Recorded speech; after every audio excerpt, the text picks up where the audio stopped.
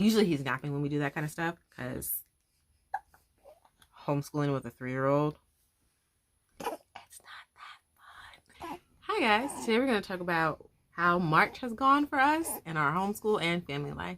If you're interested in this type of content, give us a thumbs up and stick around.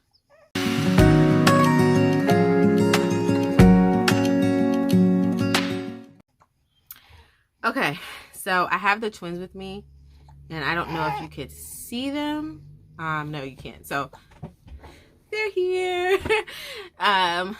So if you hear like little oohs and ahs, it's them. So yeah, we've had a great March. We are wrapping up some of our curriculum, and we're actually not gonna stop. We're just gonna go ahead and keep going with it because Jessela, oh sorry, sorry. Oh well, sorry. Hi, I am Shardae. I am a mom of 5. I homeschool. I have been homeschooling for 5 years. We spent some time de-schooling. I just had twins, and we are rolling right along with it. So like I was saying, we're not going to like stop curriculum. We're just going to keep it rolling. But for April, the first week, she's probably going to finish up everything. And then the second week of April, we have Vacation Bible School. So I'm going to use that as like a rest week or a Sabbath week. And then get things rolling back the third week of April. So we did make some curriculum adjustments. If you want to see what I ended up picking for Jessela for her second grade, well, she's still in the second grade, for continuing her second grade year, you can watch that video. I'll try to link it, tag it, something here. Maybe it'll come here. I don't know. I'm figuring this camera thing out. But yeah, you can see what we picked and the whole why behind it. We are excited to possibly go on a field trip. I probably won't do a field trip in April because we already had a Vacation Bible School and we're starting a new curriculum. It would most likely be in May that we start do a field trip. And I was thinking, since we are doing science, it would maybe we would take a visit to like a garden or something of that nature. So if you've seen the video where I talk about curriculum for my daughter Jessela, actually reading through the phonics curriculum that we purchased, there is not going to be a need to do the Sunlight reading program. And also I saw Michelle G on one of her videos. She showed the Harcourt readers. So I looked into it, and then she also referenced Homeschool of Bel Air, if I'm not mistaken. So I went to her page, and she had like a whole extensive video on that. And I thought that they were interesting. So I'm just going to go ahead and purchase those. And again, Harcourt is cheap. I think the most I spent from one of the readers was $10. So the readers have multiple stories in them, just so you know. And then they were like $6 and $7, but can't beat the price, and it's still rigorous. Something that I knew I was missing in my curriculum for her as we continued for language arts was like more of like the arts. Everything was very cut and dry. Like easy grammar was only grammar, black and white.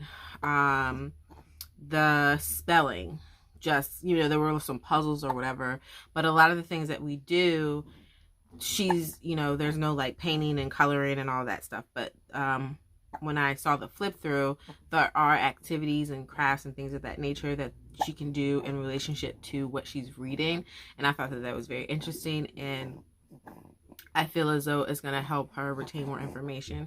And let's be honest, guys, what do you remember from middle school? What do you remember, not middle school, what do you remember from elementary school? It was the times when you did either labs. I remember learning cursive because my teacher said that I was going to be able to read my parents' handwriting, and it was like a special code.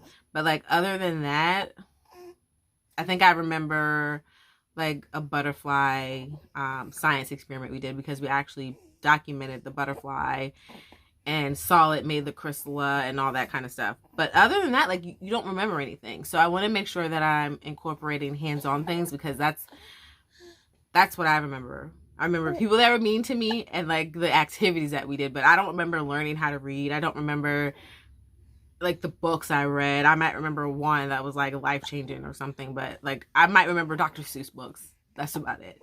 But I just want to make sure that I'm not being so like such a stickler for rigor that I miss out on moments where she can be having fun.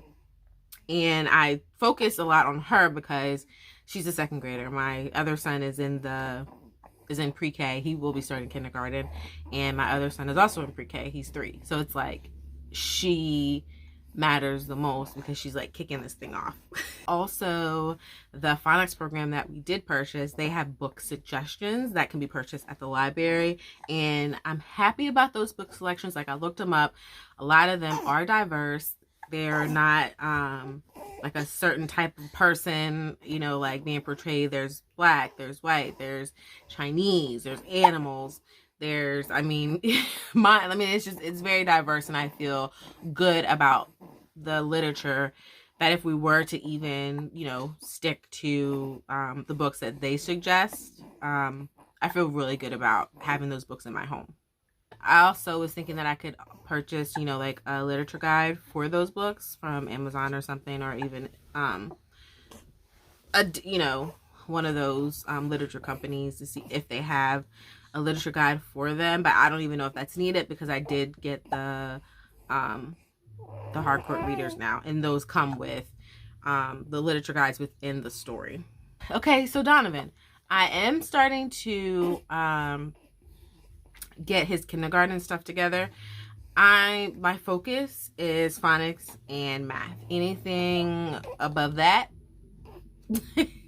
is, you know, like top tier, but the bare minimum is phonics and reading, and I'm not. And then so for science, I just plan on having him join Jessela and I with the curriculum that I purchased for that, and then with history he also can join that. But I don't my goal for him is just getting him, you know, teaching him letter sounds, phonics, starting to read, and some number recognitions, number knowledge, first grade. So we'll see about that. I'm not really going in on him. I mean, it's kindergarten.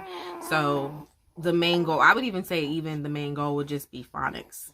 I mean, if we're really just bare minimum there, we don't even have to do math because we do little things. I do little things with him already.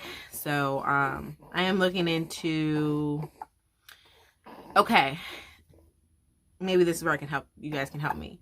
So I'm looking into Saxon math level K, but I know that I'm not going to stick with it because my daughter is doing Apologia math, and I'm already a fan. So what do you guys suggest we use for kindergarten math? Saxon math just seems to be like, you know, it's a book and there's no writing or anything. I'm not pressuring him to do that, and I like the idea of having like the manipulatives and things of that nature. So that's why I'm leaning towards more like Saxon level K. And again, I'm not going to be a Saxon mama. It's just going to get us to level 1 Apologia math when the time comes. For Benjamin, again, I'm not tripping about anything we do for him either. In one of my day in life videos, I did go through what I actually do for him, and he just has a dot book with letters, and as he's making the dots, we just go through what sound it is. So if it's the letter A, he's just going ah, ah, ah every time he does a letter. And then I don't want to take the fun completely out of like dot marking a book, so the next page is like a dinosaur. Yeah, next page is a dinosaur, so I just let him kind of do his thing. Also, we just have flashcards where we're going through the letter sounds, and in his morning book we have the letters where we're singing the ABC song, so he can recognize like, oh, that is the letter A. I got that idea from JDA, just so that they can, you know, like, I'm not, again, my expertise is math, high school, and I can teach up to calculus. yeah, so teaching people how to read, I need to be taught, you need to be taught that. And I feel really good about just him familiarizing himself with letters, and then letter sounds and numbers, and then that's it. We're not gonna, if he wants to join in on a science experiment or something, he can. But usually he's napping when we do that kind of stuff, because homeschooling with a 3-year-old, it's not that fun. He's fine though, but it's just moments we need him to be asleep. Okay, so now when it comes to me, I have some goals, and one of them is to get back in seminary. I don't want to start seminary too soon, so I want to just give myself, I miss it, but I don't want to start too soon. So I was thinking maybe I could try this fall. The twins would be, they wouldn't be 1 yet, they'd be like 9 months. So I don't know. They just started sleeping through the night, and I do feel like I have the stamina to do it. But we'll see. If not, I know that I definitely want to get started in the winter. So when the 2024 January starts, I definitely want to do that. So I'm just looking for guidance from God about my capacity, my husband's capacity, our family's capacity right now. But yeah, that's one of my goals. And also to start back walking. I don't want to say working out, because I would love to start back lifting weights. Before the pandemic, my husband and I, we were lifting together, and I loved it. I loved lifting. My body was looking good. Like, that's probably why I have twins. But I don't know. That's probably how I got. That's how I got Benjamin. Actually, Benjamin he was born in February, before the world shut down. So yeah, we were lifting, we were having fun. It was like 2 hours where we were just like with each other, and I enjoyed that time being with my husband. So I don't know if I have the capacity to lift again, but I do know that my back and my core are shot. So I want to get that strength back as well. But I think just starting out with being consistent with walking is a good start. And then we'll see how, this spring and summer goes. And I think I'll just dedicate the spring and summer to just walking. My relationship with God is great. Better be great. Yeah, it's great. I don't really have any goals for him, goals for me, goals for us. I think I want to prioritize, when I do wake up in the mornings, 3 o'clock in the morning, I used to just go in my prayer closet to pray, or kneel and pray right by my bed. And now I'm just going to sleep. And of course, God understands this is a season in my life and I'm tired. But I miss that time where it was just silence and quietness. I'm not someone who wakes up early, because then I would go back to sleep, But I'm not someone who sets my alarm, before the kids at 5 a.m. I never was that person. But I am the one to stay up. I'm the one to stay up at night till 1 or 2. So I definitely can dedicate some of that time to just being with the Lord and opening up my actual Bible to read it. That would be a good thing. As you guys know, one of my goals, I guess, for my diet, and I say diet meaning probably more like lifestyle, I'm vegan, so I want to get back into cooking my food first, because if when it's dinner time, I will cook, for my family. I love them, so I'm always going to cook for them, right? And I have the pure love for them energizes me to cook for them. But then when it's time for me to eat, I'm tired, and I will eat a bowl of cereal or nothing, or peanut butter and crackers. And I know that my health is important, and also I want to be around to see, listen, God gave me 5 kids. I want to see them grow up. I want to be, I want to see my grandchildren. So just because you're vegan doesn't mean you're eating healthy. And I want to make sure that I'm putting more healthy things into my body. I know. So one of the things I know that I can do to help with that is to make my food first and then make their food, because I'm going to cook for them regardless. When it comes to keeping of the homemaking and all that jazz, I feel like I'm doing good. Like, I saw a video from Rooted Homelife and about laundry, her laundry system, and I did it and it's working. So I don't have like a mountain of laundry. Yo, laundry for 7 people is ghetto. I'm just letting you know that right now.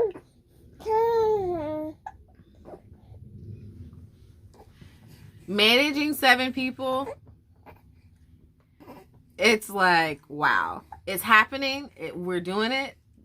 I don't know how. This is just a miracle of grace. That's what someone said when they on one of my posts, and it is. It's a miracle of grace because only God can do this. But yeah, the laundry for 7 people, it blew me away. And I don't know if it's because I was also recovering from giving birth. But yeah, so watching that video about a month ago, that was very helpful. I'll try to tag it. We'll link it in the description box. But it really changed how we do laundry. And it's a great laundry system. Okay. Next thing. For my marriage, I want to go on a date with my man. I don't know how, but we're going to do it. And I don't want to be at home either. I don't want to be doing an at-home date. I want to go out. I want to get dressed up. I want to get party and all that jazz. So, maybe by the next month, but by the time there's 6 months, we could do it. But I want to get out of the house and I want to, you know, go on a date. So, all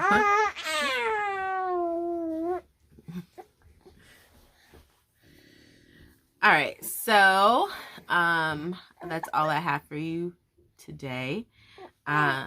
If you like this kind of content, give me a thumbs up so I will know to make one for April, and think about subscribing to my channel. Don't forget to drink your water and repent. Bye.